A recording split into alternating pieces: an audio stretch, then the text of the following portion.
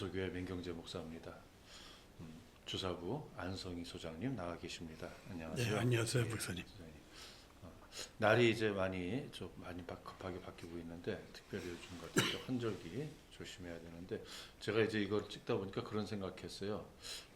날이 더 일교차가 많아지면은 알코올 중독자들 가운데도 이제 또 이렇게 감기나 이런 취약한 그런 병에 걸리는 분들이 더 많겠구나.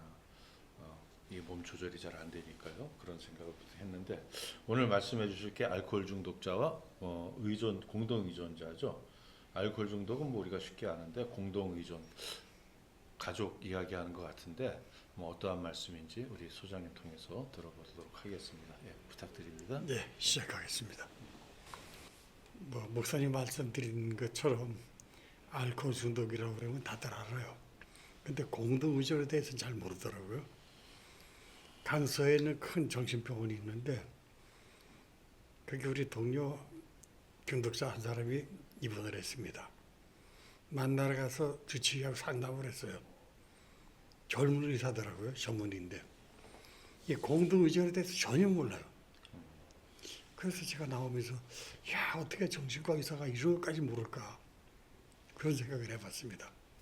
그러니까 전문의라는 사람들도 공동 의존에 대해서 모르니까 일반인들은 더 모를 거 아닙니까? 그래서 중요하니까 이걸 한번 이 시간에 알아보도록 하겠습니다.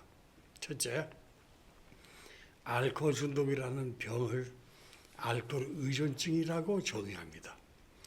술 없이 살 수 없게 된 사람, 알코올에 의존하여 살아가는 사람을 알코올 의존자라고 부릅니다.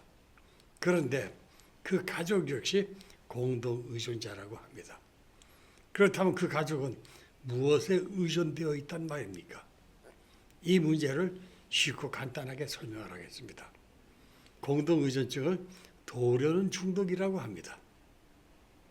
그렇다면 무엇을 도우려고 하다 그것에 중독이 되었단 말입니까? 쉽게 예를 들어 설명해 봅시다. 육수 노모가 계셨습니다. 이것은 제가 직접 보고 들은 실제 사건입니다. 그녀는 20대 초반에 청산과부가 되어 유복자인 아들을 힘겹게 길러왔습니다. 아들이 성년이 되고 자기 앞을 가릴 만큼 성장을 하자 이웃의 소개로 성정이 곱고 참한 규서를 며느리로 맞았습니다. 며느리도 남편에게는 물론 시어머니에게도 지극정성으로 모셨습니다. 그러나 오래지 않아 문제가 발생했습니다. 그렇게 사이좋던 고부간에 균열이 생기기 시작했습니다. 급기야 시어머니는 젊은 부부가 한 이불 속에서 자는 것마저 못마땅하게 여기고 잠자리까지 방해하기 시작을 했습니다. 아들 부부가 불을 끄고 잠자리에 들면 아들 방문 앞 쪽마루에 앉아 헛기침을 콩콩 해대며 새벽까지 잠자리를 방해했습니다. 처음에는 그렇게 예뻐하고 동네방네 자랑하던 며느리가 왜 그렇게 미워졌을까요? 답은 하나입니다. 노모는 도르는 중독적 환자가 되어 있었던 겁니다. 젊은 나이에 유복자 하나를 남기고 세상을 하직한 남편 대신 유복자들과 살아가는 그녀의 삶의 중심에는 오직 그 아들 하나만 있을 뿐이었습니다. 자기가 돌보지 않으면 어린 아들은 금방 죽을 것만 같았고 자신이 없으면 아들은 살 수 없을 것만 같았습니다. 그녀의 삶은 온통 아들을 위한 삶이었습니다. 그렇게 살아온 그녀가 아들이 장성하여 아내를 맞이하자 그녀의 역할이 줄어들기 시작했습니다. 아니, 줄어든 것이 아니라 그녀의 삶의 목적 자체가 사라지기 시작했습니다. 이제 그녀의 역할은 고스란히 며느리에게 뺏기게 된 것입니다. 아침에 일어나면 세수물을 준비해주고 얼굴을 다 씻을 때까지 기다리다가 수건을 건네주고 아침밥을 차려주고 출근복을 입혀주고 퇴근하면 저녁 식사는 자신의 식성을 무시하고 아들 입맛에 맞추어 저녁상을 차리고 잠자리에 들 때 이부자리를 펴주고 겨울이면 방바닥이 알맞게 더워졌나 요 밑에 손을 넣어 온기를 확인하는 등 그녀의 삶은 온통 아들을 돌보는 것이었는데 그녀의 일을 며느리가 대신하자 삶의 목적은 물론 존재 가치까지 사라진 것이었습니다. 아들의 할 일을 며느리에게 빼앗긴 그녀는 이제 삶의 목적과 보람마저 허망하게 사라진 것을 절감하게 되자 이제 며느리는 사랑하는 아들의 반려가 아니라 어머니인 자신의 자리를 빼앗은 원수가 된 것이었습니다. 다시 말해 놓으면 도우려는 중독적 환자가 되어 있었던 것입니다. 이런 도우려는 중독성의 증상은 알코올 중독자들의 아내에게서도 나타납니다. 제가 만난 두 친구는 아주 가까운 사이 절친으로 두 사람 모두 알코올 중독자였습니다. 한 친구는 경동시장에서 약재상을 하는 사람으로 자신의 술 문제를 인지하고 제가 진행하던 회복 프로그램에 열심히 참여하여 어렵게 단주를 유지하고 있었습니다. 그러나 또 한 친구는 아직도 자신의 술 문제를 부인하며 술에서 헤어나지 못하고 있었습니다. 술로 생활 능력을 완전히 상실한 그 친구는 아내가 알바로 벌어오는 돈으로 겨우 200풀칠을 하며 폐인이 되어가고 있었습니다.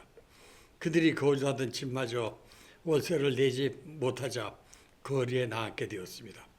그 모습을 보다 못한 친구가 그들 부부를 자신의 집으로 불러들여 같이 생활하며 술을 끊도록 도우려고 했습니다. 그렇다고 생활을 접고 그들에게만 매달릴 수 없어 친구의 아내에게 신신 부탁을 하고 가게로 출근을 했습니다. 절대 집 밖으로 내보내지 말고 또 절대 술을 먹지 못하게 철저히 감시하라고. 만약 이를 어길 때에는 자기도 더 이상 도울 수 없으니까 자기 집에서 나갈 각오를 하라고 엄포까지 놓고요. 그렇게 당부에 당부를 거듭하고 출근한 그는 집에서 가져올 물건이 있어 잠시 집으로 돌아왔습니다. 막 대문에 이르렀을 때였습니다. 아내의 친구가 문 앞에서 맞닥뜨렸습니다. 그녀는 당황한 기색이 역력했습니다. 그녀는 무엇인가를 황급히 치마 속에 감추는 모습이 눈에 들어왔습니다. 이상한 낌새를 알아챈 친구는 치마 속에 감춘 물건을 빼앗았습니다. 놀랍게도 그것은 술병이었습니다. 화가 머리끝까지 치밀어 오른 그는 친구의 아내를 호되게 지적했습니다.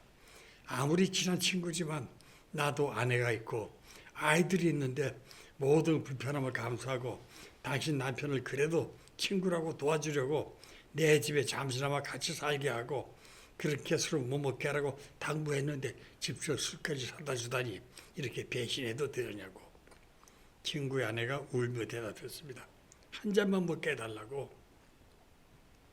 못 먹으면 정말 죽을 것 같으니까 딱 한 잔만 먹게 해달라고 울며 불며 애원하는데 불쌍해서 어떡하느냐고요. 친구의 아내도 남편이 술을 마셔서 안 된다는 것쯤은 잘 알고 있습니다. 술을 먹고 계속 마시면 이혼하겠다고 으름장도 놓아보고 실제 가출도 해보고 울며 불며 통사용도 해보고 이도 저도 안 되어 정신병원에 입원도 시켜보았습니다.